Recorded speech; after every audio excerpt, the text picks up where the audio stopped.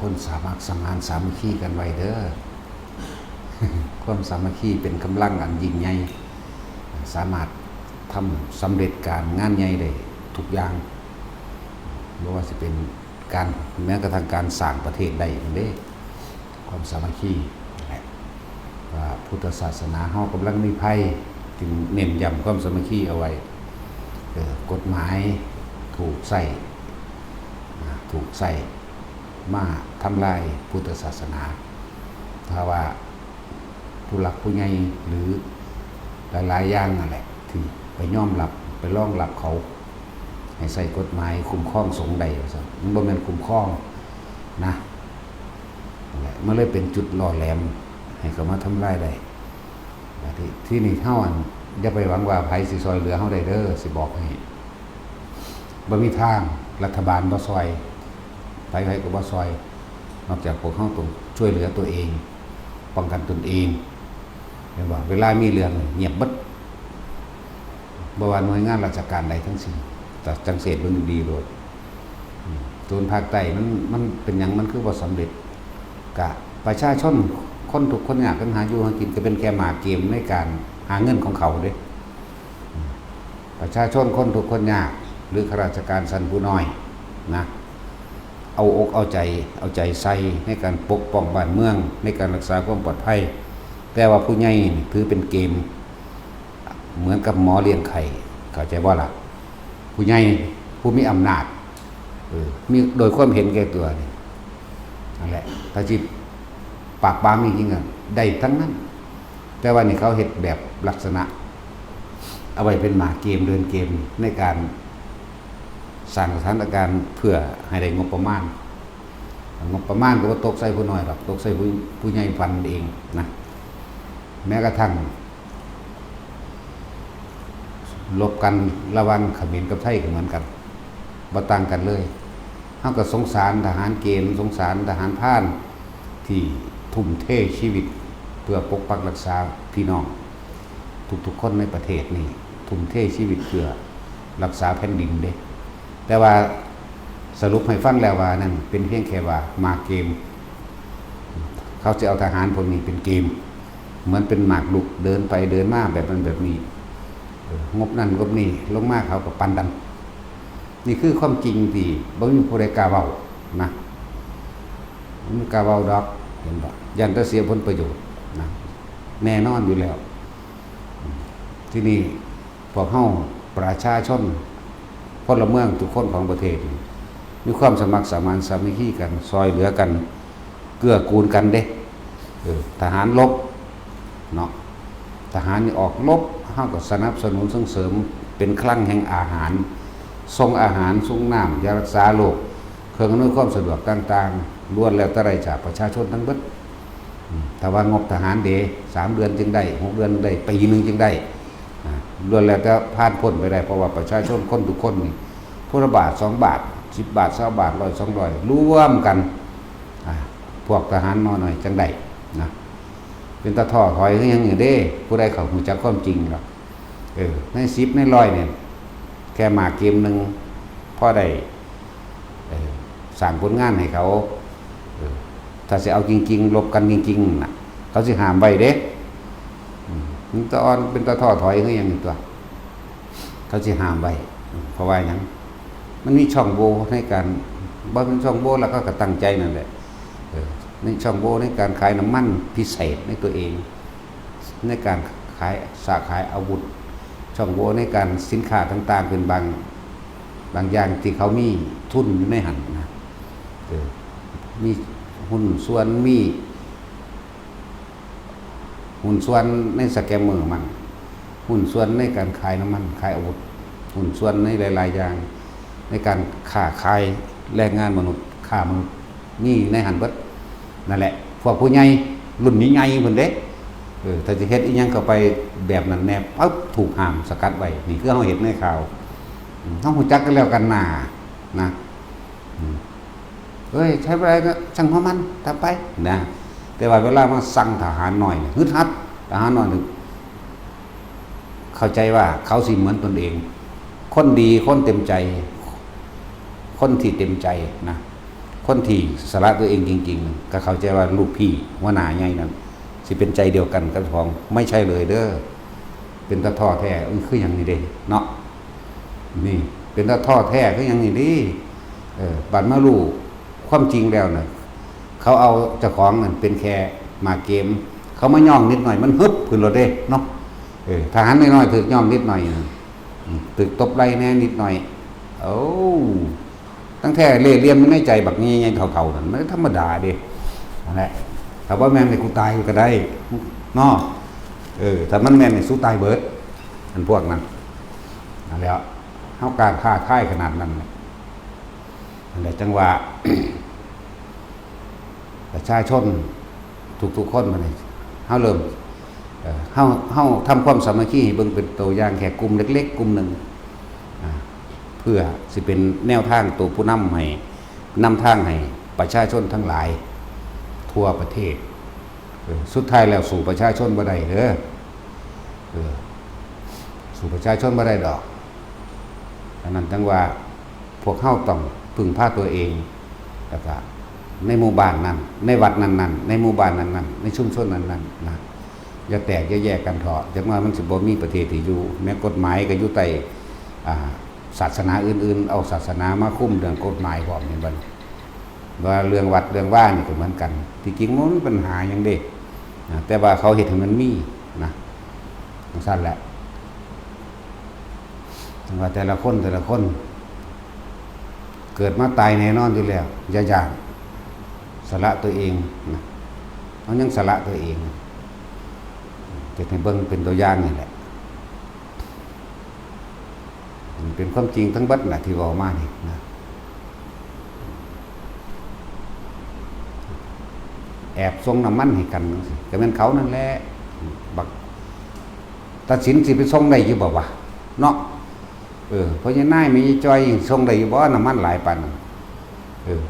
ปั๊มเล็กๆน้อยๆสิไปส่งได้อยู่บ่ส่งบ่ได้มีแต่เขาหาวิธีเก่งกำไรกันเหมือนเล่นเกมนะเล่นเกมหลอกแล้วก็เอาพวกที่จริงใจพวกที่สมัครใจไปเป็นคนตายคนเป็นในเกมเด้พวกตายจริงขาขาดจริงเจ็บจริงโดยความแต่ว่าภูมิใจกล้าหาญแต่ว่าทั้งเจ้านายยิ้มหัวเราะอยู่พุ่นเฮ้ยพวกโง่เด้มันธรรมดาเด้สิบอกให้สั้นแล้ว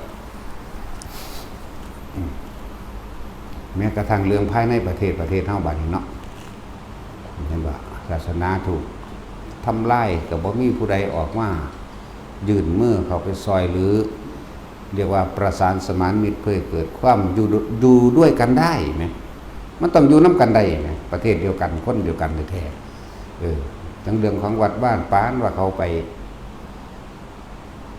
ปลุกฝึกอาวุธเพื่อสิไปฆ่าคนนะนั่นบ่ล่ะมีแต่สารคนเขาบ่เห็นคุณค่าของความดีดอก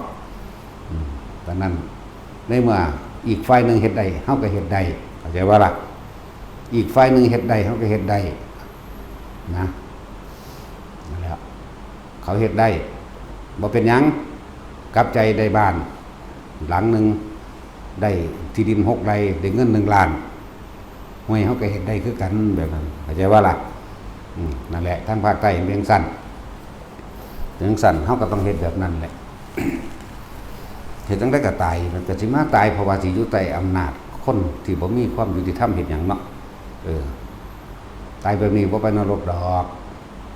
ตายแบบนี้ไปสวรรค์จิตเจตนาเป็นอุดมคติจิตเจตนาเป็นความอิ่มจิตเจตนาเป็นดุสิตจักดุสิตบ่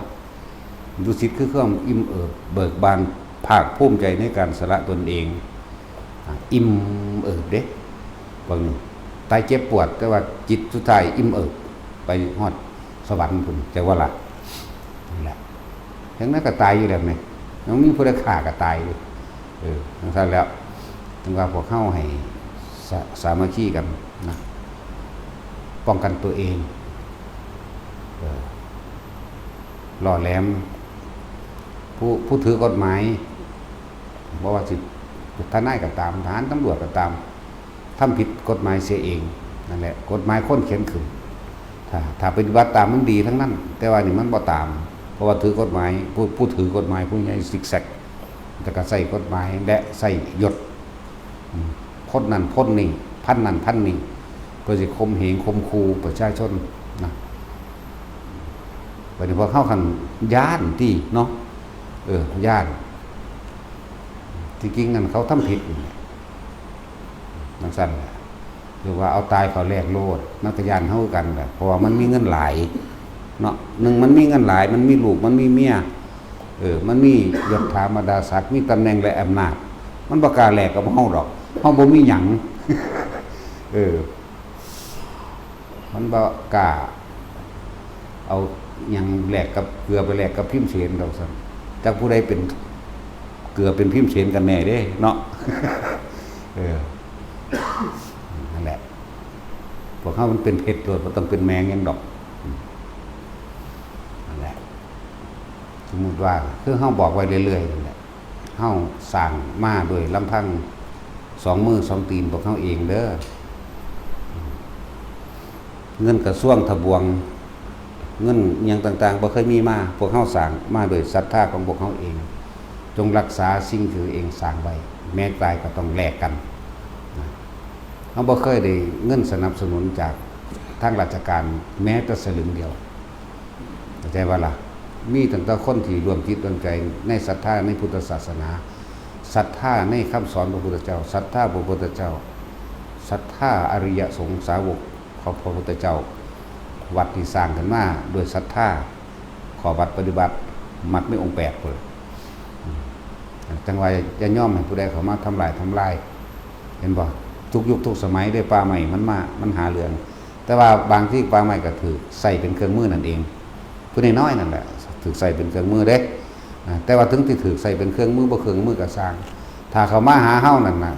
จะให้มันหนีออกไปได้เข้าใจว่าล่ะเข้าใจว่าตัดสินมึงเข้ามาบุกรุกกูดิกูบ่ให้มึงหนีออกไปได้ก็แล้วกันกูก็ได้ครูสูเด้อสูมาตรวจลองเบิ่งเด้อจัก30 คนก็ได้นะมาตรวจลองเบิ่งสมัยได้ก็สมัยนั้นตั้งแต่2470กับหลวงปู่หมั่นหลวงปู่เสามื้อนี้ถูกอยู่นี่ละนี่มันเฮากำลังเว้าอยู่นี่จักบ่นี่ตำบลหัวตะพานอำเภออำนาจเจริญจังหวัดนี่ละมันมีเป็นหม่องหลวงปู่หม่อนหลวงปู่เสามาบ่แห้งแล้วเด้สิบอกให้แม้แต่พระพุทธเจ้าก็มาได้หม่องนี้จังหวัดนี้ต้องรักษาไว้อีพ่อใหญ่บัวแล้วว่าไปพุ่นตีปากมันโลดเด้อซั่นได้การอีพ่อเอ้ยว่ะ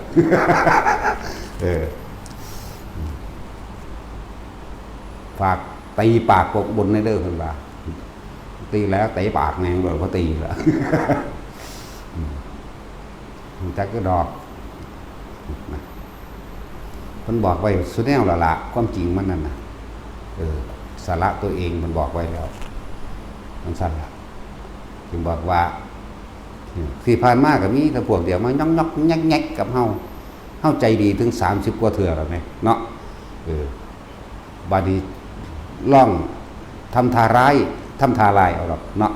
แต่ว่าเอากิ่งเด้บาดนี้บ่ใจดีเด้สูเอ้ยก็ต้องเบิ่งเรื่องมาจาก50 คนก็ได้อยากรู้เนาะท่าเด้นี่กูสิเฮ็ดเป็นคดีตัวอย่างอย่างว่าพระพม่าฝึกยิงปืนเห็นบ่ล่ะมันจักยังบ่ซึ่งเหลืองข้าแต่ยิจฉาริษยากันอีห่านั่นมึงเอาขนมไปแล้วไปเห็นหลานมันลูกมันดีเบิดบ่จักยังแผ่นดินสิอยู่ก็บ่มีเว้ยบ่จักยังเขาสิเฮ็ดจังไดยังบ่รู้นั่นล่ะพระพม่าที่เขาอยู่เป็นแน่นเป็นนาเขาเอาพระวินัยเป็นไงเด้กฎหมายบ่ได้ควบคุมพระวินัยของพระเด้เพราะเขาว่ารับเอาใช่บ่ล่ะเขาบ่ยอมรับให้เขาเด้อเขาจึงอยู่ได้แล้วก็บุคคลก็ศรัทธาลูกหลานเขาเจ้าแม่นสิผิดเล็กผิดน้อยพ่อตอนนั้นวัดชะวัดเชอะนี่เขาบ่ว่ากันเด้เอ้าเฮ็ดจังได๋กับลูกหลานบ้านเมืองของเฮาเองแม้นสิอยู่ณคินใดบางใดเขาใหญ่แล้วก็อาจมีประโยชน์ต่อประเทศชาติ หรืออาจจะได้เคยซอยเรือพึ่งผ้าซึ่งกันและกันในภายภาคหน้าเขาบ่ได้เอากันเป็นนั่นเด้มันต่างประเทศเขามานั่นเขาซื่อๆได้นั่นแหละมันก็เลยแตกนั่นแหละเหมือนกันกับเฮาพวกต่างศาสนาหรือต่างประเทศเรื่องเขามาแม่นบ่ล่ะแล้วว่าพวกเฮาสามัคคีกันบ้านนี่ก็ตีน้ำกันโหลดขากับขาแม่น้ำกันเบิดนี่มันจับกับมันจับเบิดนี่แหละแต่ว่าบางใดบางทีเขามาจับก็เขามาเอาเนาะ สั่นแล้วตายเหมือนเดิมนะผมบอกแต่ละคนว่าอย่าหยาด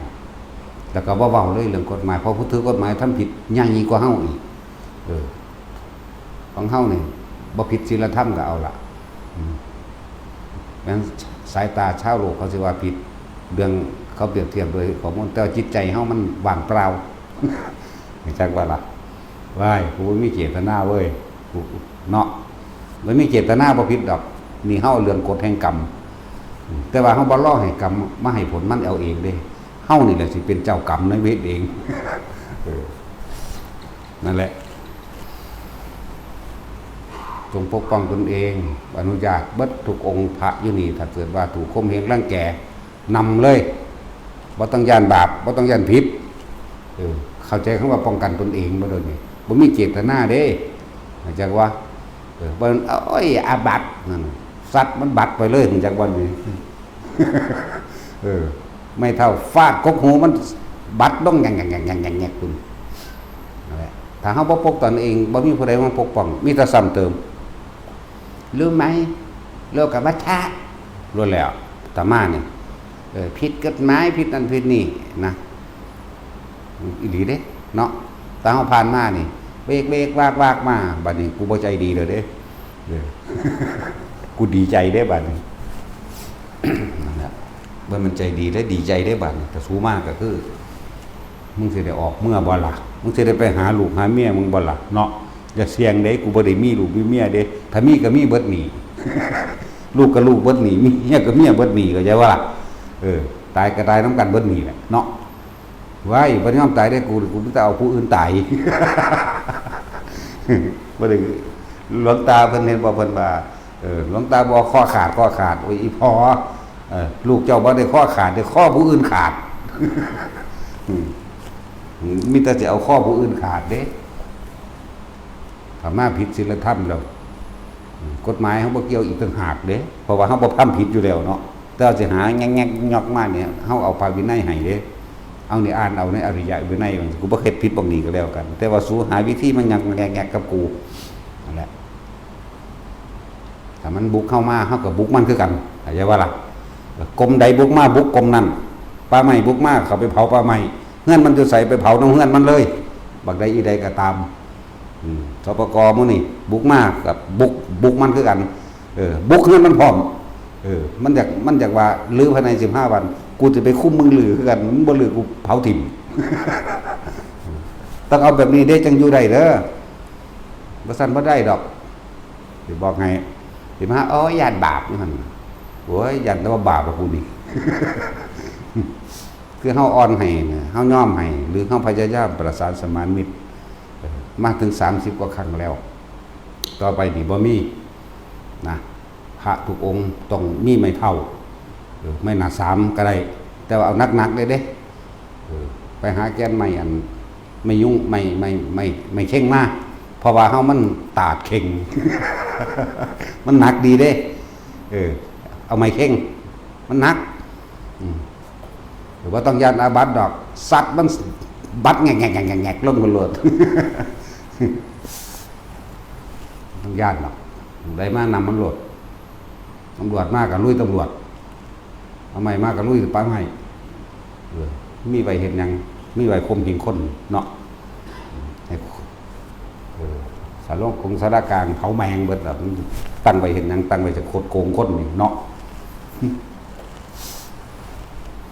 ผู้ใดทำหน้าที่อย่างใดแต่ว่าถ้ามันว่าแบ๊กไปซัดมันจะมองหันแหละเนาะผู้ว่าผู้เวรแมงคนคือกันนั่นเห็นบ่ล่ะมันจะวิเศษอยู่สูงแต่ว่าเห็นวางมาซอยคนเอามันไปซอยน้ำท่วมอยู่ใส่พวกมันนี่ก็ดีเอามันไปซอยทหารทั้งใดบ่แม่ว่าล่ะเห็นจะบอก ออกหน้าออกตาบ่เลอะทะเลทั้งหน้าหมู่บ่มีแต่ประชาชนกับประชาชนซอยกันเองเนาะแต่เละตนนี่หามันนี่นั่นแหละสามัคคีว่าสั่นสิ่งที่เฮามีอยู่แล้วเฮาต้องรักษาให้มันได้เด้อเฮาบ่เคยออกไปเฮ็ดอิหยังกับไผเข้าใจว่าล่ะ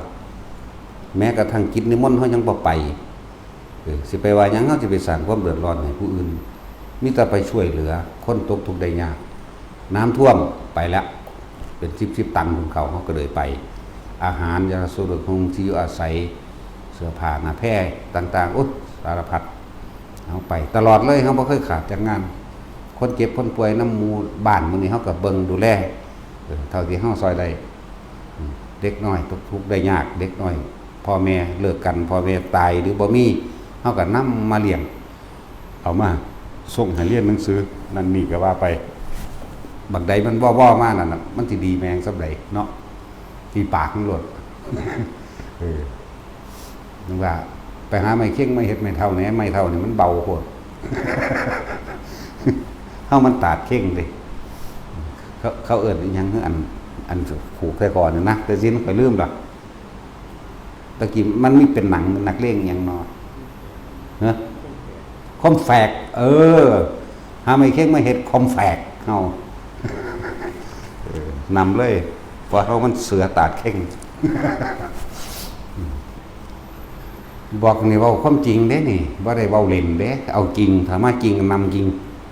จากบ่ล่ะสัตว์เอาจริงๆกฎหมายก็บ่คุ้มครองเฮาดอกมีแต่ทำลายเฮาไผก็บ่คุ้มครองเฮาดอกนะมีแต่หาวิธีมาข่มเหงแล้วกินเฮานั่นแหละสิมีหยังเด้แต่เรื่องว่าเฮานั่นสร้างมาโดยลำพังเฮาเองบ่เคยได้งบประมาณจากหลวงจากราชการหน่วยงานใดๆทั้งสิ้นบ่มีแผ่นดินนี้มันเป็นจังสิอยู่นํกันบ่ได้แผ่นดินนี้คนดีอยู่บ่ได้ติแม่นบ่ล่ะกูต้องเป็นคนเลวจังสิอยู่ได้แม่นบ่ซะสินเฮาต้องเลวเด้เขาจังสิอยู่ได้ว่าคนดีมันอยู่ยากนะคนเลวเลยจังอยู่ง่ายเนาะแล้วแต่หีแม่มันสิให้ค่าให้ซื้อกูว่าจังไดเด้มันเบียดเบียนกูเว้นยอมระงับด้วยการฆ่าเจ้ากรรมในเว้นได้กูนี่บ่แม่นอีพ่อใหญ่บัวเด้ดวงตาบัวคอขาดสั่นโอ้อีพ่อว่ะลูกเจ้าบ่เป็นสั่นคอคนอื่นต้องขาดเห็นบ่ล่ะโอ้ยเฮาก็อยู่นำเพิ่นมากก็หลายอย่างที่เฮาฮู้เฮาเห็นหลายอย่างอยู่เนาะเพิ่นนั่นน่ะโอ้ยมีแต่จะไปทำเขาหยังถ้าเฮา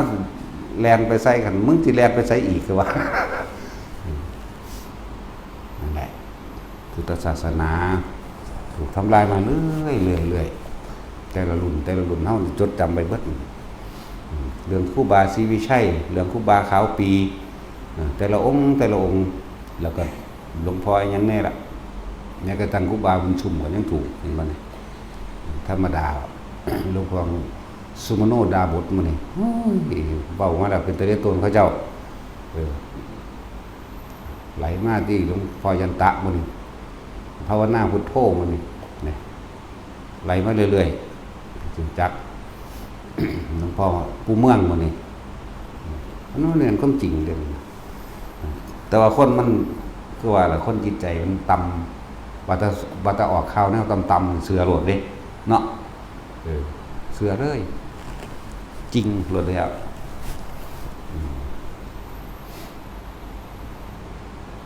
คือจันคมมื้อนี่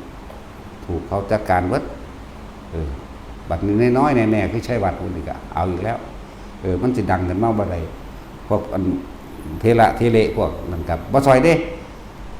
ย่านอำนาจเขาเพราะแต่ของเป็นเจ้าพนักงานรัฐมั้ง นั่นแล้วนี่ได้เห็นว่าชุดล่อแหลม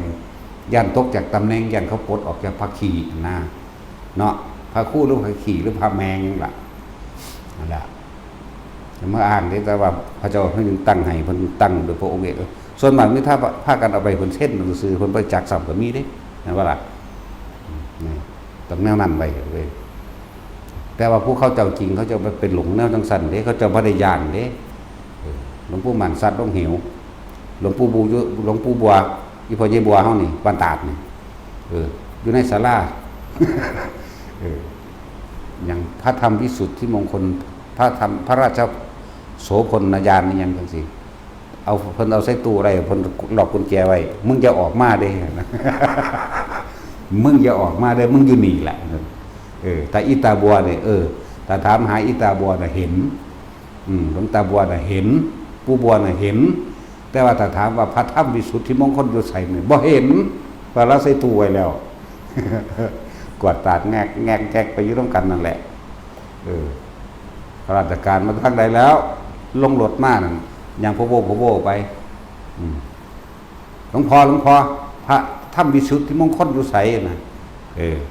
พูนซั่น สิใส่พารา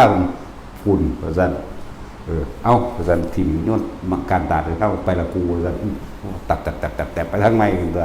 ทั้งซั่นแหละนั่นผู้เพิ่นบ่หลงมั้ยมันเลยสนใจได้อันนั้นนะพระเจ้าตั้งให้เพราะว่าอยากประกาศเกียรติยศเกียรติคุณนะที่เพิ่นมอบเองนะเพิ่นก็บ่ได้อันนั้นเพิ่นก็ตั้งไว้หันแต่ว่าคนพวกกันย่านกฎหมายลงโทษนี่คือพวกนี้คือมันติดยศเข้าใจว่าล่ะย่านถูกปลดจากตำแหน่งพระคู่พระพรหมพระเพ่มแมงยังแล้วพุทธเจ้าได้ว่าตั้งก็จะไปถือเขามาถึงแม้พระเจ้าสิตั้งก็ขอให้เอาพระวินัยเป็นใหญ่คือเก่าเด้เห็นบ่ล่ะอย่างนั้นแล้วโอ้ยผมบ่ได้ตั้งง่ายๆดอกส่วนมากพากันไปขอเอาจากนั่นจากนี้ซื้อได้ซื้อขายกันเพราะแห้งเด้ผู้เพิ่นบ่ฮู้จักเพิ่นบ่ได้นั่นปานนั้นเด้นั่นแหละก็บ่ได้ว่าเพิ่นเด้โทษผู้มันหลงนั่นโทษผู้มันเอาตำแหน่งเป็นใหญ่นั่นคือบ่เอาพระนั่นพระนี่หลวงปู่หลวงตาเป็นก็แล้วไปตัวเนาะถ้าเกิดเรื่องอย่างพระนุ่มเน้นหน่อย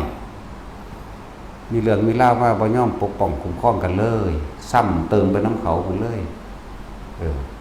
ซึกไปก่อนจังแล้วไปจังซี่เด้แต่ว่าเจตนาของข้าเจ้าผู้บวชเข้ามานั่นต้องการมรรคผลนิพพานก็มีชิบหายอย่างไงล่ะอันนั้นนั่นแหละจังว่าเฮาซอยกันปกป้องคุ้มครองแน่มันเหลือว่ากี่วัดเด้อันที่สอนภาวนาที่สอนอริยสัจสี่ที่สอนอานาปานสตินั่นน่ะมันบ่กี่วัดเด้ยัง10วัดนี่แหละไปเนาะที่เหลืออยู่นั่นน่ะหลวงพ่ออินถวายมื้อนี้หลวงพ่อสุชาติหลวงพ่อปราโมทย์หลวงตาวันหลวงตาสินทรัพย์และทรัพย์สินไปอีกละหลวงพ่อเยือนมึงคือสอนมันจะตั้งคำเบาแต่ว่าเป็นอันเดียวกันเดียวว่าล่ะตั้งคำเบาซื่อๆเด้ตั้งวิธีแต่ว่ามีจุดหมายเดียวกันพระเจ้าบ่ได้ให้ไปเชื่อสิ่งศักดิ์สิทธิ์ผีสางนางไม้เทวดาอินพรหมมันนะพระสุชาติเอาเราบอกเอาเราเนาะว่าขั้นชิดมื้อนี้ก็มีอยู่มีแต่หาไปเที่ยวหลายนั่นก็เลยเฝ้าธรรมอยู่หั่นบ่เป็นแต่ว่าเขาสิยึดธรรมเพิ่นเด้อเอาดีๆได้เพิ่นก็เลยมันอยู่ในป่าพอโสภามื้อนี้ผู้เพิ่นดีโสภาปู่บุญมามื้อนี้นั่นเพิ่นก็เบิดแห้งแล้วเด้มันตาเฒ่าแล้วนี่เก้าวัดแล้วนี่เก้าหม่องแล้วนี่มันได้อีกบ่นี่แต่สิว่าใช้วัดแน่มันก็ถูกกันแกล้งไปแล้วบักหานก็เลยมันได้กระสร้างปกป้องกันนั่นแหละเว้ยไปก็ดีเนาะไปอีกแน่ละเดี๋ยวทั้งว่าพวกเข้านั้นมีภัยอันตรายคนศาสนาพุทธเดียวกันหรือพระสงฆ์เดียวกันเวลามันมีภัยจังสี่ก็ร่วมตัวกันตัวเนาะร่วมตัวกันจริงๆมันไม่ได้มีแยกแยะยังดอกเหมือนด่ากันก็มันด่ากันหลังไปขากันเด้พระกับพระด่ากันก็ดีเห็นบ่ล่ะด่าพอตักเตือนกันซึ่งพระวินัยมันผิดซื่อเด้พุทธเจ้าบ่ได้สอนนั่นว่าล่ะ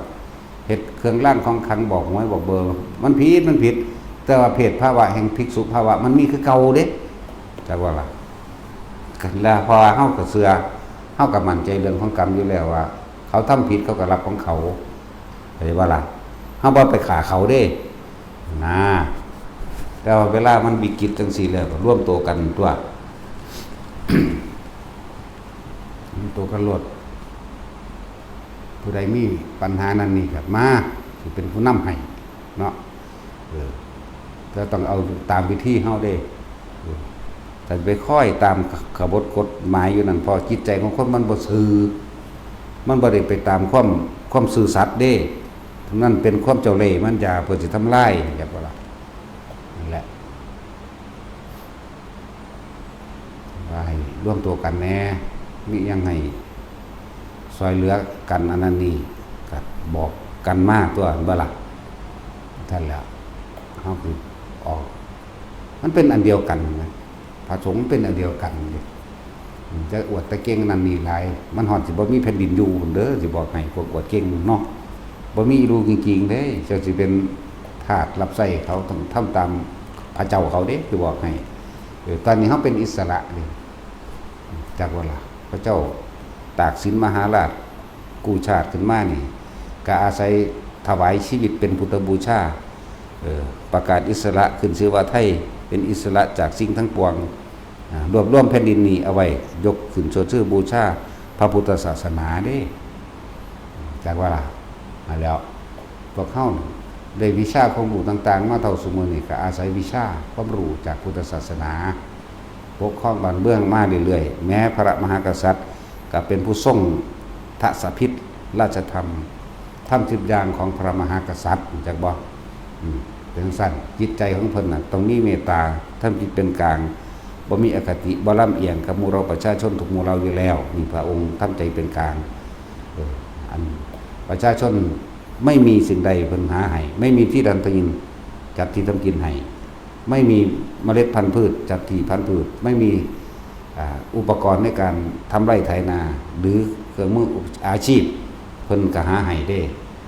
คำว่าทัศพิธราชธรรมมันมีมาตลอดการไหนๆอยู่เด้ถ้าตั้งโลกมากกับสมัยพระพุทธเจ้ากะกุสันโธเนี่ยพระพุทธเจ้าเกิดขึ้นแล้วเนี่ยโคนังพระสักกะปะจนถึงพระโคตมะกษัตริย์ที่เขาเจ้าปกครองบ้านเมืองมากกับอาศัยทัศพิธราชธรรมคือความรู้ในพุทธศาสนาอยู่เด้แล้วในจักรวรรดิสูตรโธมันนังเป็นพันตัวในกษัตริย์สืบต่อสันติวงศ์กันมาเพราะว่าอาศัยทัศพิธราชธรรม1,000ในราชวงศ์นั้นๆจักว่าพอดีมีผู้นึงแหวกแตกแนวแตกออกเลยเห็นบ่ล่ะเบิดเสื่อมสิ้นหอดราชวงศ์นั้นเด้แล้วมันมีอยู่ได้ล่ะในไตรปิฎกก็ดีและเพิ่นจึงเห็นคุณค่าสำคัญในพุทธศาสนาพุทธศาสนาอาศัยเมตตาเป็นทางอาศัยเมตตา เป็นเครื่องนำชีวิตเด้นั่นแหละเมตตาจึงเป็นสิ่งที่คุ้มครองโลกถือว่าพระมหากษัตริย์ทุกพระองค์ก็อาศัยทัศพิธราชธรรมและนำธรรมะมีเมตตาเป็นหัวหน้ามีเมตตาเป็นใหญ่มีเมตตาเป็นทางในการปกป้องและปกครองบ้านเมืองพร้อมพระพุทธศาสนาถูกทำลายพระมหากษัตริย์ก็เป็นไปโดยปริยายจากว่าอยู่บ่ได้แต่ว่าล่ะ เพราะเขาจะคอยปลดคอยลดคอยปล่อยลงเท่านั้นเมื่อปกป้องพุทธศาสนาได้พระมหากษัตริย์ก็อยู่ในแผ่นดินนี้มันมีของมันอยู่แล้วแต่ว่าสิตกอยู่ในอำนาจความคิดเห็นของไผเท่านั้นความคิดของไผเด้อเพราะว่าเฮานี่สละแล้วเฮาบ่ได้ย่านเลยมีผู้เดียวกูสิกอดกัดหัวเอาเนาะคือมดแดงมันกัดจนตายเด้คือมันกัดเฮาหมดแดงนี่เนาะแต่สิมันเก่งมังว่ามันกัดจนว่ามันตายฆ่าเฮาแหมจังซั่นแล้วมึงสิใจใหญ่เท่าหมดแดงบ่ตัวน้อยๆนั่นเนาะแล้วจึงว่าถ้าบุคคลกลุ่มใดก็สารบ่ได้ใส่คำว่าหน่วยงานทางราชการบุคคลกลุ่มใดก็ช่างเด้อที่มาในสถานที่แห่งนี้ไม่มาบำเพ็ญสาธารณกุศลบ่มาทำบุญทำทานบ่ให้เข้าใช่ว่าล่ะบ่ให้เข้ายังดืนดันเข้ามาอยู่จัดการ ตามแผนจักว่าล่ะมาโลดมึงจะตายก็ปานนี้แหละตัวทดลองมาเบิ่งดูจัก50คนสิได้เมื่อหาลูกหาเมียมึงบ่ล่ะแม่นบ่ล่ะเฮาอยู่แต่ในนี่แม่นั่นแหละเฮาสร้างขึ้นมาเองโดยลำพังเฮาเองสิมาว่ามาตัดสินมาแต่ผิดตัดถูกให้เฮาผิดให้ถูกมาแต่ทางใดเนาะเฮาบ่ทำลายเบียดเบียนผู้ใดก็แล้วกันแต่ว่าเฮาก็บ่ยอมให้ผู้ใดมาทำลายเบียดเบียนเฮาคือกันเด้ ปล่อยว่างกับปล่อยปละละเลยคนละอย่างเด้เราปล่อยวางอย่างว่าแต่ถ้าเบียดเบียนกูมึงตายเนาะตัดสินตายคือเก่าอยู่แบบบอกว่าพวกเฮาอยู่ในกันจะแย่งกันหลายอย่างซ้ำขนมไข่นั่น นี่ยังก็กินไปน้ำกันสักก่อนพวกเจ้าจากบ่มีคิดโลกกับสงครามกับซัดกันอยู่เปียงปางเห็นบ่นี่น้ำมันก็ขึ้นเพราะว่าหยังเพราะว่าสงครามนี่เด่นจากเคยเติมน้ำมัน 2,200 เต็มถังใน50 ลิตรเติม 3,500 เพิ่นเดี๋ยวนี้เนี่ยเห็นบ่ล่ะจังซั่นแล้วสามัคคีหลายๆอย่างไฟหลอดใดมันบ่อันนั้นอันนี้ตะเก่ามันเคยเปิดเคยนั่นก็ปิดดูแลอย่าลืมน้ำเคยใส่เกินไปก็ใส่น้อยลงแน่นะประหยัดน้ำก็คือประหยัดไฟก็คือประหยัดน้ำมันประหยัดน้ำมันคือประหยัดเงิน จากว่าล่ะมันมาจากหันแต่ที่สำคัญคืออาหารเฮามีอยู่ไม่กินแบ่งปันกันกินให้มันอิ่มซะก่อนจังแบ่งไปทั้งไม่หรอกเห็นบ่ดิภาพปลูกต้นไม้ไว้พวกเจ้ารู้จักเหตุการณ์ข้างหน้าอยู่บ่พอปลูกต้นไม้กินได้พวกเจ้ารู้จักเหตุการณ์ข้างหน้าอยู่บ่ต่อไปเงินทองมันบ่ได้มีค่าสำอาหารเด้ออาหารเด้มีค่าที่สุดถ้าขนาดมีเงินทองอยู่ก็บ่เฮ็ดบักใดมันกัดกินก้อนทองแล้วเว้ยเนาะเอาเผ็ดมาขั่วว่ามาออมใส่กันกับท่องบ่สดกินอยู่บ่เรากินเขาคือเกาแมงตัวเนาะไปเห็นว่ามันไปกัดกินแนวนั้นครับนั่นแหละถึงผ้าปลูกของกินได้หมักมีหมักมีต้มดิบก็กินได้เลยได้อิ่มอยู่ท้องเด้ทำบ่ล่ะโอ้ยพระพุทธเจ้ากับผ้าเขาปลูกมาตะพุ่นได้หูจักบ่นี่เวลาปลูกเพิ่นบอกให้ปลูกขนุนเด้เพราะยังเอาไว้แต่แก่นย่อมผ่าหมากมันก็กินได้หมากดิบก็เอาไปต้มเผ็ดเป็นซุปได้หมากซุปมื้อนี้ในมันก็กินได้เด้มันบ่ล่ะบางพวกบ่จักยังได้กินหอดเปลือกตาชิ้นก็กินเปลือกเด้ตาชิ้นงัวไว้ก็เรื่องซั่นแล้วงัวเห็นว่าเขาออกข่าวพอแม่เลี้ยงดีหลายบ่รู้จักซื้อมักมีไว้มันบ่จักนั่งกินมันกัดกินอย่างเต็มปากอยู่ โอ้ยเนาะปู่ เจ้าปู่ขนุนอ้อมจ้ะปู่ขนุนอ้อมวัดแต่ละหม่องทนทานใหญ่เร็วซึมซับดูดน้ำให้ตนเองจากว่าหลักบัดเขาปลูกไว้น้ำขี้หินแห่เขาโลกเลยมันก็ใหญ่เสยเป็นหมากเสยไหมเนาะทนท่านใหญ่เร็วถูกกับอากาศถูกกับบางทีขาดน้ำใช่ละดินจีลำไยมันยังงั้นต้องดูแลอยู่เด้เนาะผักมีเดี๋ยวก็ปลูกทิมน้ำทางยังได้ยังได้กินเสยนะทั้งว่าผ้าปลูกสิ่งเหล่านี้ไว้พวกเจ้าจักเหตุการณ์ข้างหน้าบ่พวกเจ้าไปอยู่บ้านมันก็สิอดอยากต้องเบิ่งเลยแต่ว่าสามัคคีรักษาไว้รวมใจกันแม่นว่าล่ะอยู่นี่ยังเขามีบักฮงกินอยู่เด้ว่าท่านก็สิเน้นว่าบักฮงใหญ่ขาดเด้อปีหนึ่งว่าต่ำกว่า1,000 ต้นเด้ยายจอยแอวส่งเพิ่นล่ะปลูกบักฮงกับยายล่ม ปลูกบักฮงปลูกบักม่วงปลูกบักมีเบิดทุกอันทุกอย่างที่มันกินได้พาปลูกไว้จึงบอกว่าให้รักษาสถานที่เฮาให้มันอยู่ผลหมากรากไม้เป็นแหล่งอาหารของเฮามันเต็มอยู่ในนี่เด้แล้วเขาสงครามกันพวกจะออกไปดำหน้าอยู่ไสสิไปทำงานหาเงินซื้ออีหยังอยู่ไสเพิ่งรักษาไว้สิ่งซื้อเองมีอยู่แต่มันเป็นหมากเป็นผลหมดแล้วมั้ยเนาะสิยอมหนีไปไผบ่ได้เข้ามาไล่เฮามึงตายอยู่เท่านั้นเด้บัดนี้สั่นก็คนเฮาก็หากินไปตายนึงมั้ยแท็กซี่มันเฮ็ดเพลงอยู่โย่มึงยินบ่ สุดท้ายก็หากิน3ตายบ่เห็นบ่ ตำแหน่งอะไรเงินแสนเงินล้านก็เอาไปบ่ได้สุดท้ายก็หากิน3ตายเท่านั้นนึงมั้ย แล้วเฮาตายโดยอุดมคติก็แล้วกันนะที่เฮ็ดไว้ทั้งเบิดนี่เพื่อลูกหลานเหลนหลนในภายหน้าจะได้มีพระสุธาอาศัยเสียเลือดเสียเนื้อเพียงใดก็ช่างแต่ว่าจงรักษาไว้ให้ลูกหลานสืบไปรักษาอย่างไรอันดับต้นแรกรักษาแสงสว่างรักษาความจริงคือธรรมรักษาธรรมไว้เพื่อเป็นเครื่องนำทางให้เขาใส่ชีวิตที่บ่ตกต่ำคนที่มีธรรมน่ะเห็นตั้งได้เกิดมีทางออกก็แล้วกันคนบ่มีธรรมบ่มีทางออกหรอกบ่มีทางออกบ่มีทางออกจากวัฏสงสารส่วนคนมีธรรมมีทางออกจากวัฏสงสารวิธีออกพุทธเจ้าเฮากับเพิ่นก็สอนเอาไว้บ่แห้ง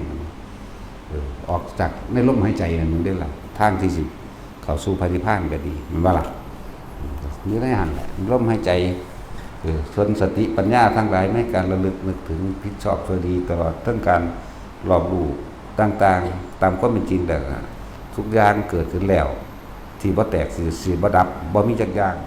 ที่สิบ่เสื่อมสลายบ่มีจักอย่างทุกอย่างเพราะฉะนั้นเพิ่นสิว่าสัพเพธัมมานารังอภินิเวสาว่า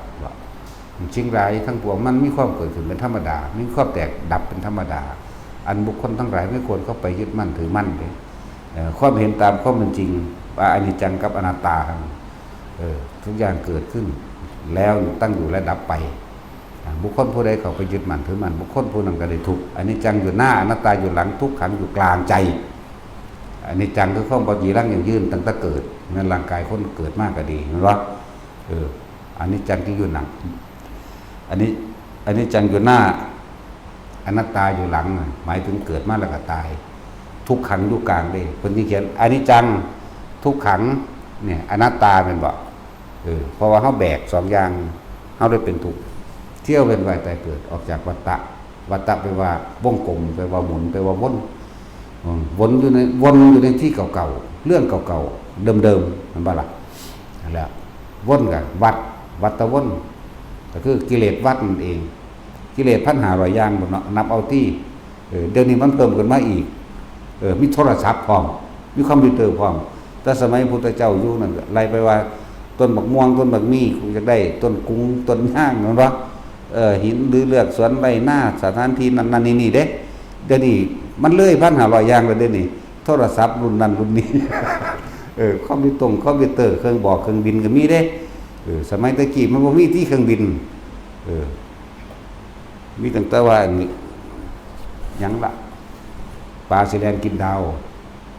คนก็เข้าใจว่าเป็นปลาช่อนมันจะไปกินจังได๋เด้คิดไปมาล่ะนั่นแล้วมาพงเขาเซาออกดอกเล็กฟู่น้ำนุนจมหยังละไฟฟ้าปลาสิแลนกินดาวยังเพิ่นบอกคงไว้ดอกเป็นสุภาษิตอีสานแปลออกมาที่1ดอกกันนั้นแล้วว่าพวกเฮาเน้นย้ำความสามัคคีความเห็นอกเห็นใจซึ่งกันและกันซึ่งบอกกันมาเรื่อยๆอยู่เฮาได้มาร่วมกันแล้วจักว่าล่ะจักสิจักเป็นไผจากคนผู้เดียวหมื่นแสนล้านดวงใจร่วมเป็นหนึ่งเดียวกันให้รักกันรุดดังไหวแขนขาอวัยวะเดียวกันจะทำลายกันเพราะการทำลายกันทำลายเหมือนกับทำลายตนเองนั่นเองจากบ่ล่ะนั่นแหละเฮาเด้อโอ้ยเป็นห่วงคือหยังนี่เด้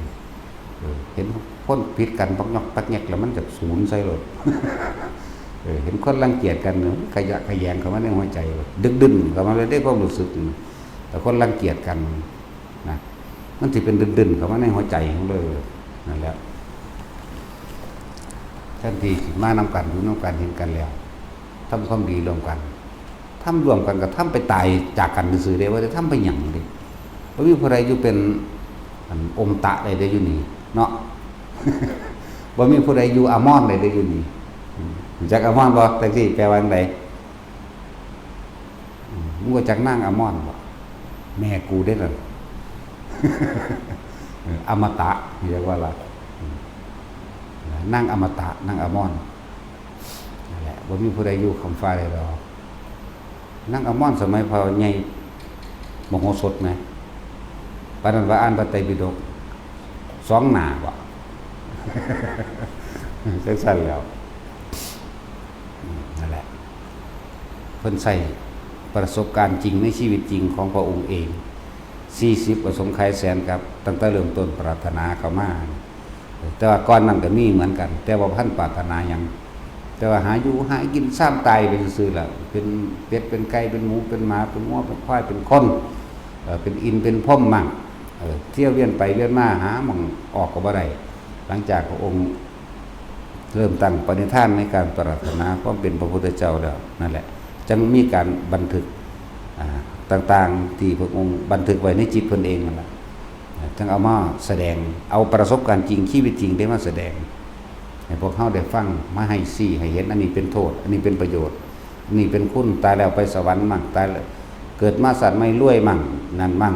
ทุกข์ยากลำบากหรือเป็นพิการขอทานมั่งเพราะการกระทำสิ่งนี้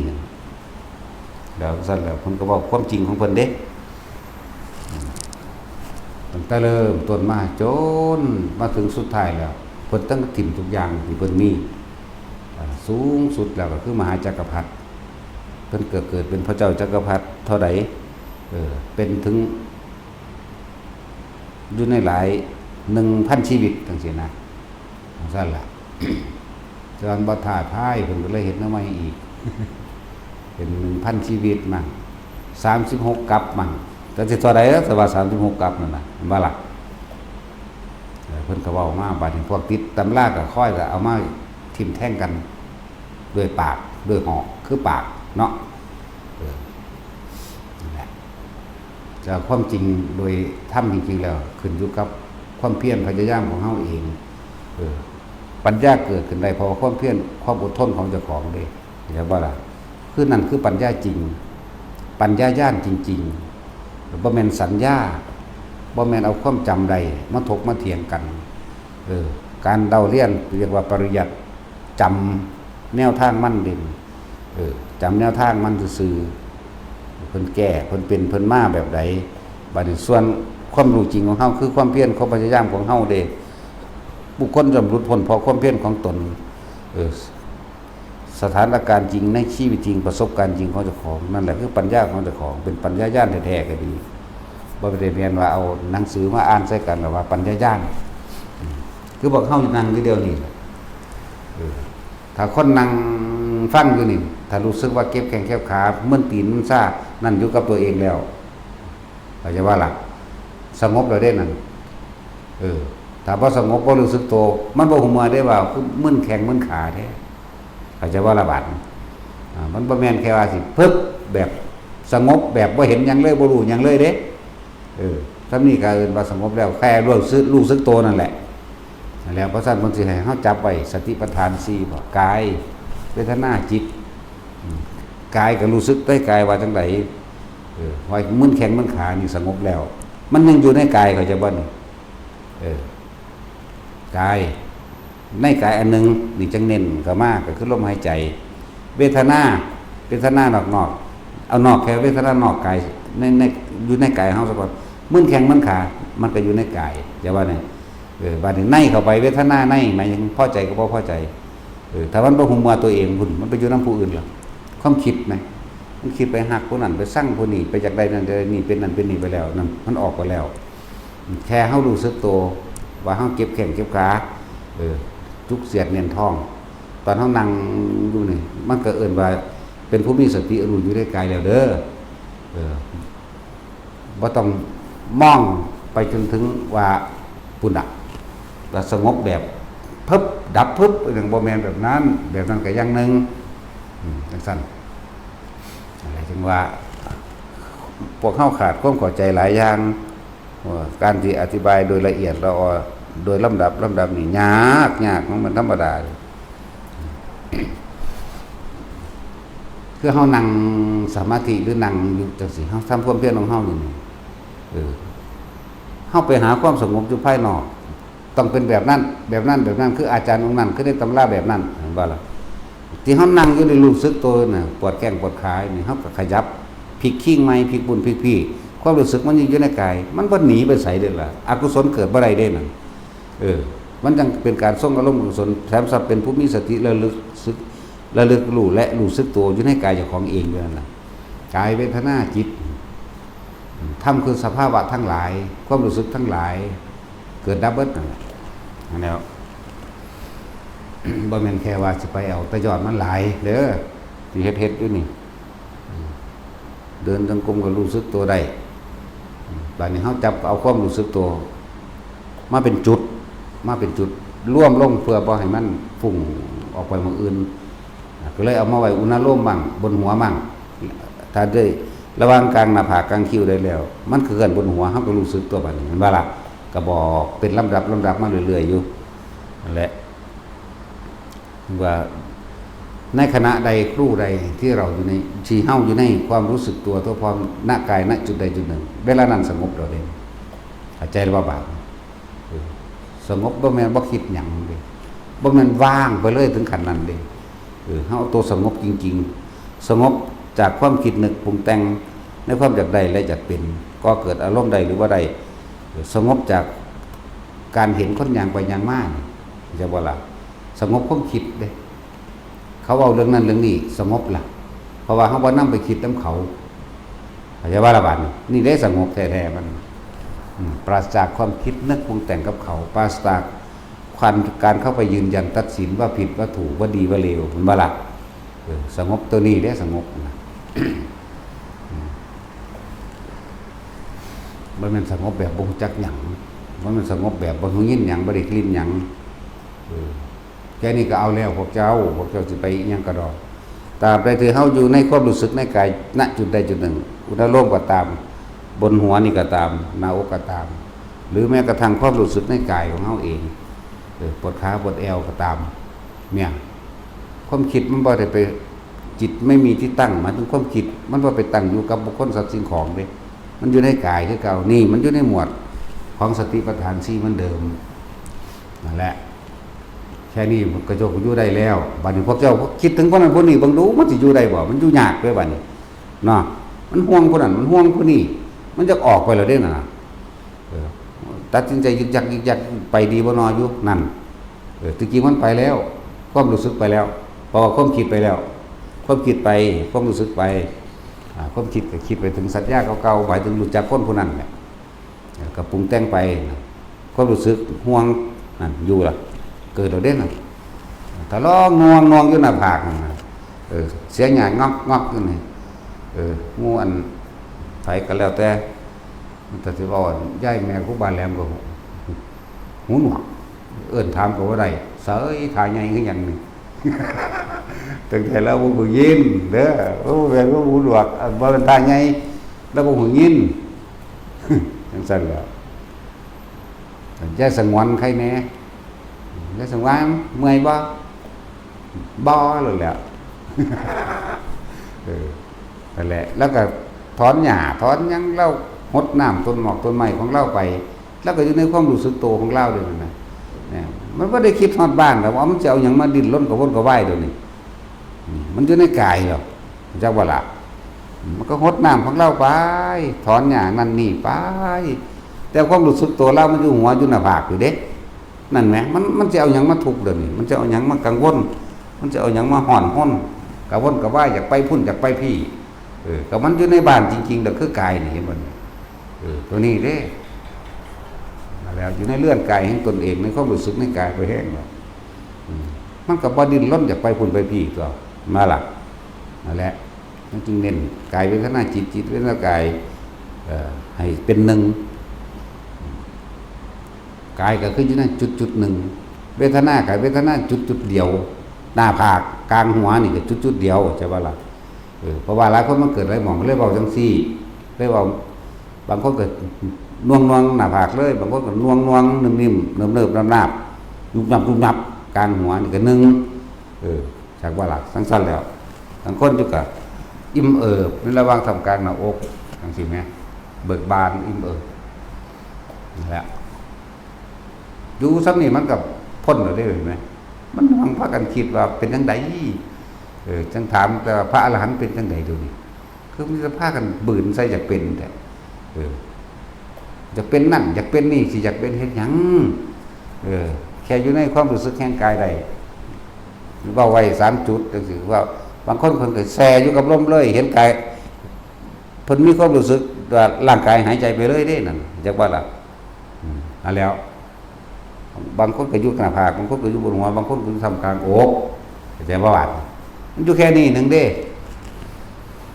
อะไรให้ทุกคนมีความรู้สึกอยู่แค่นี้แหละไม่ต้องไปอีหยังมากดอกไม่ต้องไปอยากเป็นไม่ต้องไปตั้งหวังว่าสิสงบดอก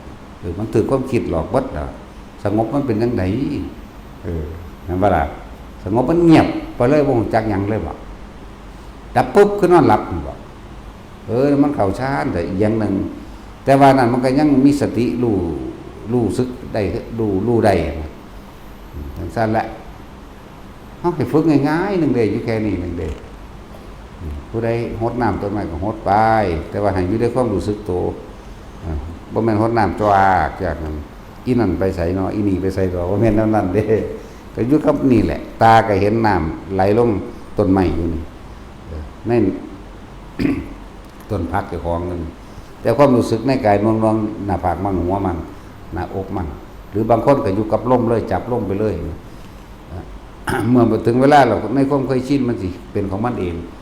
บางคนบ่ขึ้นเลยแต่ว่าอยู่กับลมเลยเหมือนกับเห็นตัวเองหายใจก็เห็นตัวเองหายใจแล้วบ่ว่าเหมือนกับหรอกแหละก็อยู่จังซี่บางคนก็อยู่หน้าผากบางคนอยู่กลางหัว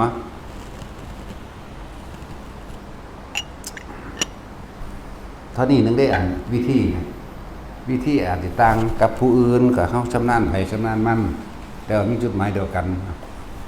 หยุดคิดปรุงแต่งมันได้เหมือนกันนั่นแหละจนถึงภาวะสังขารุปเปกขายานเอาความรู้สึกตัวไว้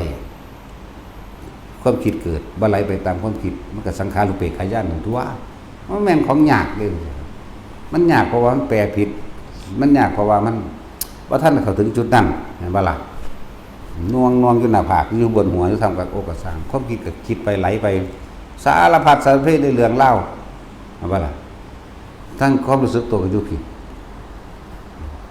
มันก็คิดเรื่องนั้นเรื่องนี้ความเกิดดับก็คือคิดเรื่องนั้นจบแล้วคิดเรื่องอื่นจบแล้วคิดเรื่องอื่นจบแล้วเรื่องอื่นจบแล้วจบไปเรื่องแต่ความรู้สึกของเฮาบ่ออกไปในกายนี่หมายถึงว่าพอใจและไม่พอใจไม่ได้เกิดขึ้นกับสิ่งที่มันคิดเห็นบ่นี่ความคิดจึงถูกรู้นั่นเรียกสังขารุปเบกขายานนะก็สามารถสูงสุดก็จุดนี้นึงได้ล่ะบัดนี้การฝึกหัดปฏิบัติสิถึงจุดนี้ได้ก็ต้องค่อยเป็นไปลำดับมันเหมือนบ่ล่ะพวกเขาเจ้าเข้าใจแล้วพวกเขาเจ้าจับเป็นบ้านเป็นแล้วนั่นน่ะปฏิบัติเลยบ่ปฏิบัติโดยรูปแบบเด้บ่เดินจงกรมบ่นั่งสมาธิบ่อีหยังล่ะมีแต่เฮ็ดเวียกเฮ็ดงานเฮ็ดนั่นเฮ็ดนี่ไปเลยเด้เข้าใจบ่ล่ะจะเข้าใจว่าเขาเจ้าบ่ปฏิบัติเด้มันเลยปฏิบัติมาแล้วใช่ป่ะถ้ามันจับจุดได้แล้วเขาจะเรียกว่าเอารูปแบบนะสั่นแล้วเดี๋ยวทุกคนกลับไปเฮ็ดไปฮอดแค่นี้นึงดอกแต่ฮอดความรู้สึกตัวกับความคิดกับคิดไปความคิดเห็นความเกิดดับของความคิดจิตว่าเป็นของเฮามันก็คิดไปมันก็เป็นไปตามสัญญาเก่าของมันหนึ่งเด้คิดไปแต่อันแต่ละอย่างคิดอนาคตมันคิดว่าได้ดอกมันท่านได้เกิดมันเอาอย่างไปจำด้วยนี่เห็นบ่ล่ะนั่นแหละที่บอกว่าสัญญาเมื่อไม่คิดเป็นนึกเวทยิตานิโรธก็เกิดขึ้นตัวถ้าสัญญาเมื่อมีการคิดนึกเวทนาย่อมเกิดตัณหาย่อมเกิดอุปทานย่อมเกิดความรู้สึกเกิดก็คือภพเกิดเห็นบ่ล่ะนั่นแล้วตอนนี้นึง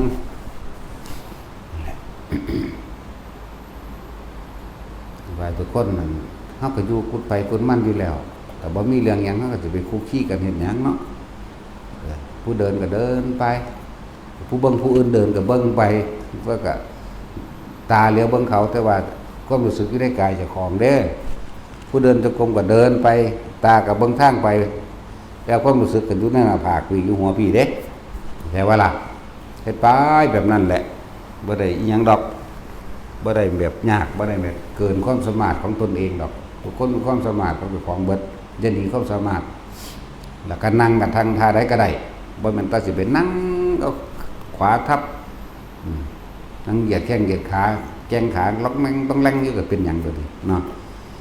ย่างก็ย่างดึงปุ้งปังไปทั้งใดก็ได้แต่ความรู้สึกมันบ่ออกจากกายมั้ยนั่นแหละนี่เฮาก็เน้นแค่นี้นึงแค่นี้ก็พ้นแล้วเด้อจิตมันต้องตั้งจังว่าล่ะความคิดเฮาบ่ไปตั้งอยู่ในสัญญาเก่าสัญญาเก่าคือบ้าน นี่คือคนหูจักขึ้นรถเลือกสวนไรหน้าต่างๆนั่นแหละมันบ่ไปบัดสิตายจะแท้วัดก็มาลมหายใจนั่นก็ดีพึ่งนั่นตัวฝึกไว้ อันอื่นๆเพิ่นกะแกว่าเอามาประกอบว่าทำดีไปสวรรค์คือจิตคือแต่ละภายในอย่างว่าลืมชื่อละ หลายๆอย่างที่เพิ่นเอามายกเป็นตัวอย่างทำดีไปสวรรค์ทำแบบนี้ไปพรหมโลกไปให้แบบนี้เป็นตกนรกจังซี่มันก็เป็นคือเก่าๆแหละเนาะเป็นสิข้านเว้าแล้วล่ะ เว้าเอาหม่องมันโลดเว้าเอาหม่องมันโลดน่ะนะแต่ว่านิทานเนี่ยมักโลดดอกว่าไปก็เลยสะพอมคิดบ่ออก ถ้าเอานิทานมันก็หลายโพดแล้วมันสิไปติดนิทานพุ่นบัดนี้เนาะมันจะฟังต่อบทสรุปของผู้ต่อไปเด้นะตอนนี้พวกเฮาตอนเฮามีชีวิตอยู่ตอนนี้คุยกันมันนี้ก็คือความสมัครสามัคคีซึ่งกันและกันสมัครสมานซึ่งกันและกันเด้อเมตตาตนเองจังใดก็เมตตาผู้อื่นแบบนั้นให้พวกเฮาเป็นคือแขนขาอวัยวะเดียวกันจะมารังเกียจกันจะไปอันนั้นนี่จะไปตั้งแง่ตั้งงอนตั้งมุมด้วยกันพอสุดท้ายพวกเฮาเนี่ยอยู่น้ำกันซ้ำตายนี่เด้หากินกับหากินเพียงแค่เราวันตายอยู่ด้วยกันก็อยู่ด้วยกันเพื่อที่จะตายจากกันนี่เห็นบ่ล่ะทั้งสั้นแล้วแต่เป็นหยังเนาะสิว่าซอกงอกสะแงกด้วยกันหมายถึงรังเกียจกันตำหนิกันติอันนั้นอันนี้กันนะจิตพวกเจ้ามีหม่องตั้งนะวันตั้งตรงตำหนิตั้งตรงรังเกียจแต่ว่าแล้วถ้ามีรังเกียจมันก็ต้องมีพอใจผู้หนึ่งนะวะเมื่อมีรักก็ต้องมีเกลียดเมื่อมีเกลียดก็ต้องมีรักเพราะรักเกิดขึ้นจากเกลียดเกลียดเกิดขึ้นจากรักเห็นปะจันตัวแบบนั้นก็จะเอาผู้นี้เทียบผู้นี้ผู้นี้เทียบผู้นั่นไปเลยเห็นปะล่ะเมื่อมีพอใจก็ต้องมีความไม่พอใจเมื่อมีความไม่พอใจก็ต้องมีความพอใจเพราะสองอย่างมันเป็นของครูอยู่แล้ว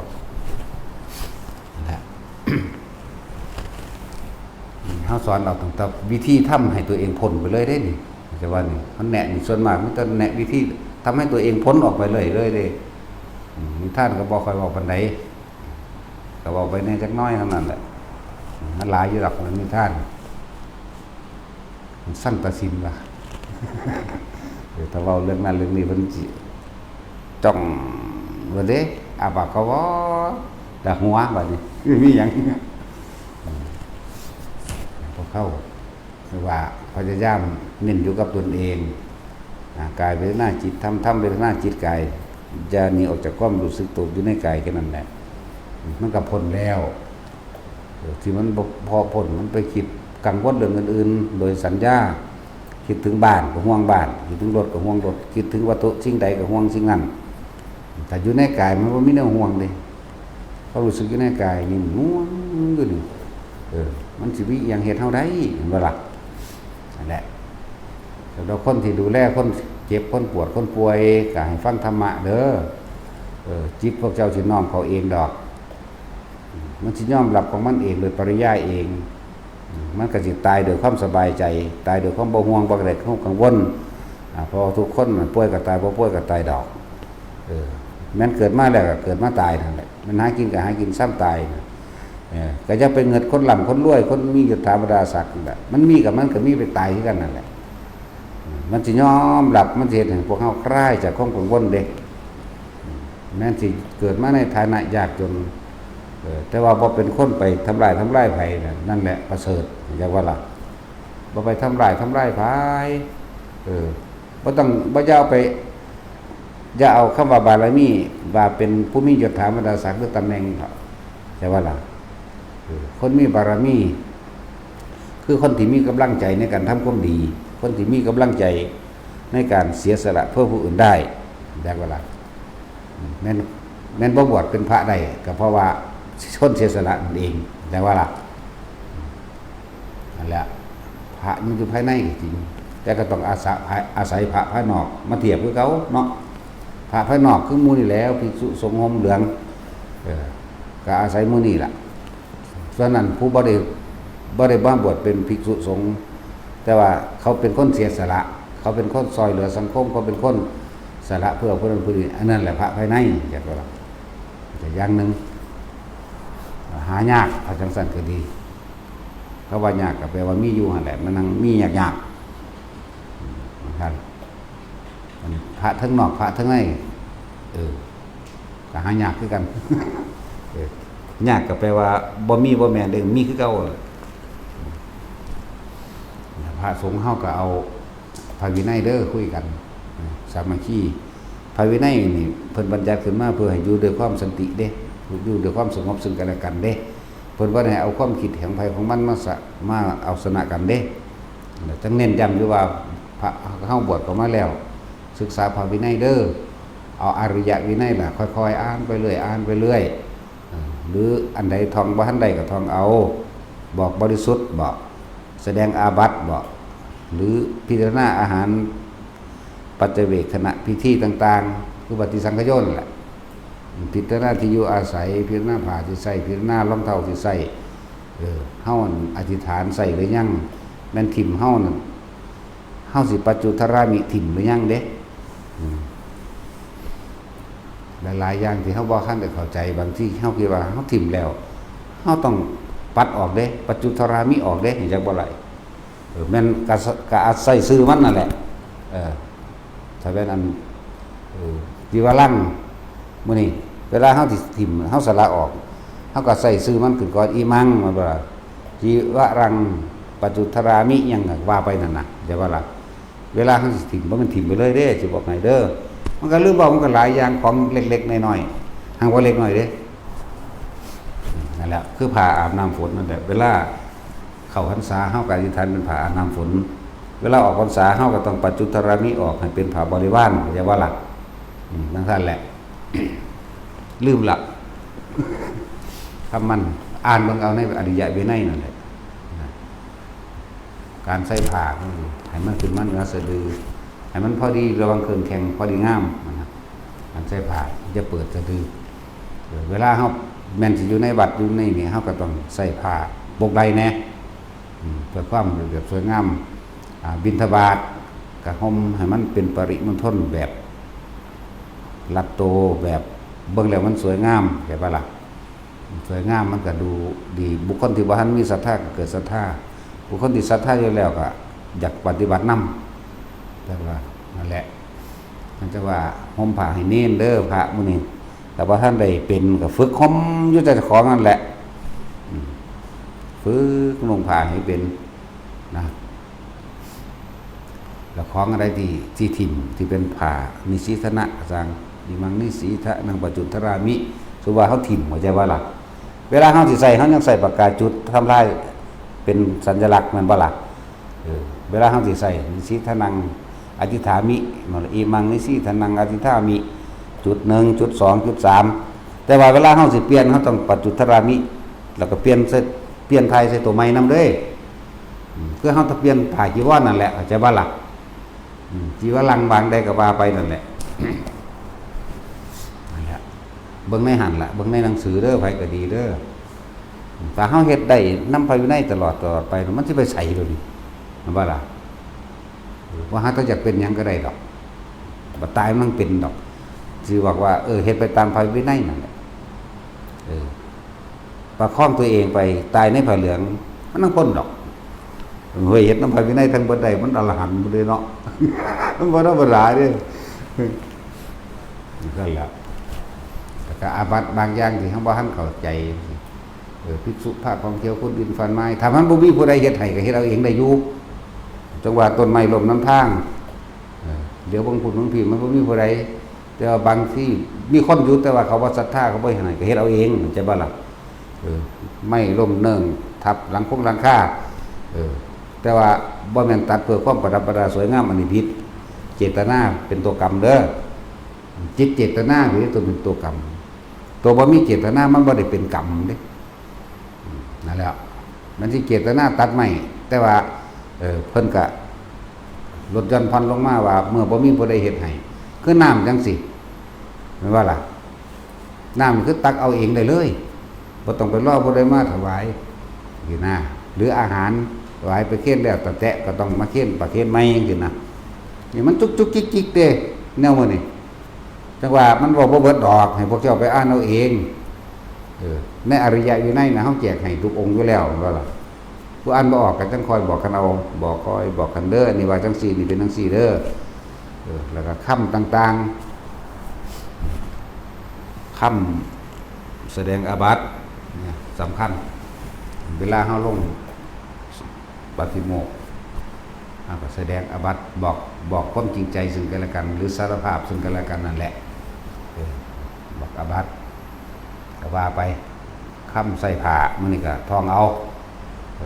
เข้าพรรษาออกพรรษาก็ท่องเอามันมีคำของมันอยู่แล้วคือเป็นใส่เป็นภาษานั่นน่ะมันก็บ่ได้มากอหยังดอกส่วนบทสวดมนต์มื้อนี้เฮาก็ถึงเฮาทำวัดอยู่เดี๋ยวนี้น่ะถ้าอันใดอยากจื้อจำเอาได้เป็นพิเศษก็ท่องเอารู้เอาตัว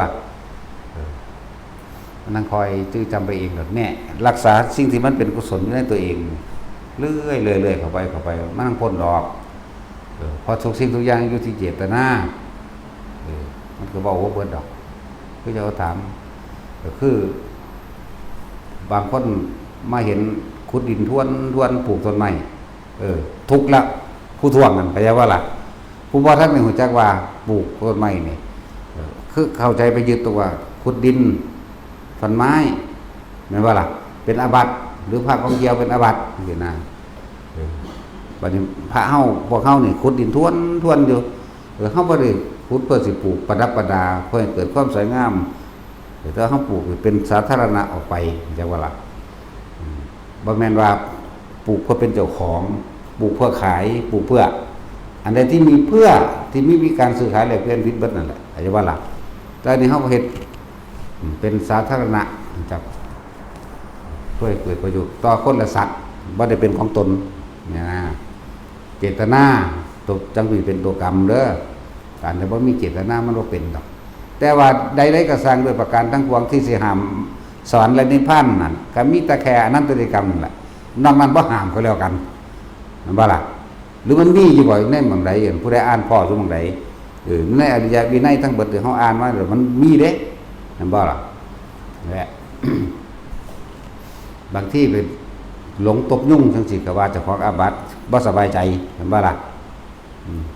มันเป็นปฏิกิริยาเอฟเฟกต์หรือเอิ้นว่าสัญชาตญาณเก่ามันบ่ได้ตั้งใจฆ่าเพราะแต่มันเดียดก็ปั๊บโลดนะอันตั้งใจมึงจอบอยู่นี่แม่นบ่ล่ะน่าเอิ้นตั้งใจจ่ออยู่หั่นแล้ววีบ้าง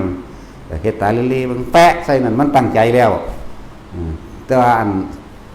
สัญชาตญาณเปียไปเลยนั่นมันบ่ได้ผิดมันบ่ได้บาปดอกเด้อเทียบเอาเองไปอ่านเอาเองมันหลายโพด 3,250 เอาเลยถ้าสิเว้าโดยปริยายมันเป็นเท่าใดแสนเลยปริยายอเนกปริยายกับเน้นลงมาแค่นี้ล่ะเอาแค่นี้ก็พอแห้งแล้วล่ะถ้ารักษายากหลายก็รักษาลมหายใจเจ้าของโลดเดี๋ยวบ่ล่ะถ้าพวกเจ้ากังวลในเรื่องศีลพวกเจ้าอยากให้มันบริสุทธิ์จริงๆเลยนะพวกเจ้าอยู่กับลมหายใจโลดบริสุทธิ์ปุ๊บความคิดบ่ออกไปใส่เลยมีแต่อยู่กับลมมีแต่อยู่กับความรู้สึกในกายเนี่ยบริสุทธิ์แล้วบารมี10ก็เต็มอยู่ในหันอีหยังก็เต็มอยู่ในหันเบิดแหละทุกอย่างเรื่องการปล่อยเรื่องการว่างละมณะละสักกะทิวิกิสาสิตุปมาทอยู่ในลมหายใจนั่นแหละบางคนก็สิยึดแต่ลมหายใจแบบนั้นบางทีมันก็เคลื่อนไปหม่องไม่อย่างว่า คือว่าแล้วว่าบ่ฝึกถ้าฝึกแล้วมันสิรู้จักดอกก็อยู่นี่มั่งทำกลางอกมั่งว่างมั่งแต่สุดท้ายแล้วบ่มีอยู่เลยแต่ว่ารู้ซื่อๆอันนั้นแหละถ้าฝึกไปแล้วมันสิเข้าใจเองดอกสมาทาน